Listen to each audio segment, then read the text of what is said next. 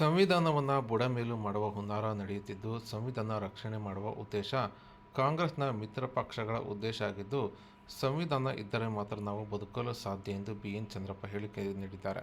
ಚಿತ್ರದುರ್ಗದ ಖಾಸಗಿ ಹೋಟೆಲ್ನಲ್ಲಿ ಸುದ್ದಿಗೋಷ್ಠಿ ನಡೆಸಿದ ಕಾಂಗ್ರೆಸ್ನ ಅಭ್ಯರ್ಥಿ ಬಿಎನ್ ಚಂದ್ರಪ್ಪ ಅವರು ಮಾತನಾಡಿದ್ದು, ಸಂವಿಧಾನ ಇಲ್ಲದಿದ್ದರೆ ದೇಶದಲ್ಲಿ ನಾವು ಬದುಕಲು ಸಾಧ್ಯ ಇಲ್ಲ. ಪ್ರಧಾನಿಗಳು ಸಂವಿಧಾನದ ಬಗ್ಗೆ ಇಲ್ಲಿಯವರೆಗೂ ಕೂಡ ಸ್ಪಷ್ಟತೆಯನ್ನು ಕೊಡಬೇಕಿದೆ. ಇನ್ನು 7-8 ವರ್ಷಗಳಿಂದ ಪಕ್ಷದ ಸಂಸದರು ಪದೇ ಪದೇ ಸಂವಿಧಾನ ಬದಲಾವಣೆ ಮಾಡುವ ಹೇಳಿಕೆ ಬಗ್ಗೆ ಪ್ರಧಾನಿಗಳು ಸ್ಪಷ್ಟತೆ ಕೊಡದೇ ಇದ್ದು, ದೇಶದ ಜನ ಸಂವಿಧಾನದ ಬಗ್ಗೆ ಕಂಗಾಲಾಗಿದ್ದು, ಅದರ ತೀರ್ಮಾನ ಈ ಚುನಾವಣೆಯಲ್ಲಿ ಆಗುತ್ತದೆ ಎಂದು ಬಿಎನ್ ಚಂದ್ರಪ್ಪ ಹೇಳಿಕೆ ನೀಡಿದ್ದಾರೆ.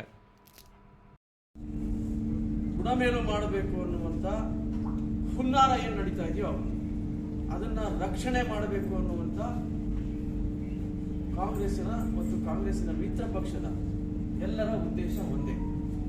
ಸಂವಿಧಾನ ಇದ್ದರೆ ಮಾತ್ರ ನಾವು ಬದುಕ್ತೇವೆ, ಇಲ್ಲದೇ ಇದ್ರೆ ಈ ದೇಶದಲ್ಲಿ ನಾವು ಬದುಕೋಕ್ಕಾಗೋದಿಲ್ಲ ಅನ್ನುವಂಥ ಸ್ಪಷ್ಟ ನಿಲುವು ನಮ್ಮದು.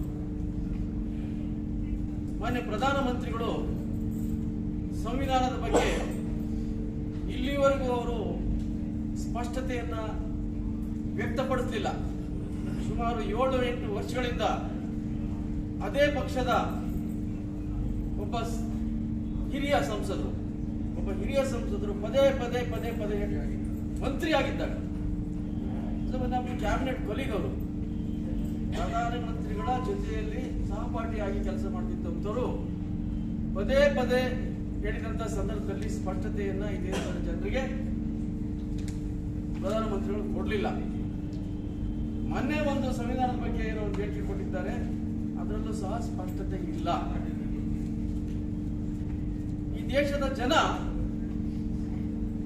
ಸಂವಿಧಾನದ ಬಗ್ಗೆ ಕಂಗಾಲಾಗಿದ್ದಾರೆ, ಪ್ರತಿಯೊಬ್ಬರು ಕಂಗಾಲಾಗಿದ್ದಾರೆ. ಅದರ ತೀರ್ಮಾನ ಈ ಚುನಾವಣೆಯಲ್ಲಿ ಆಗ್ತದೆ.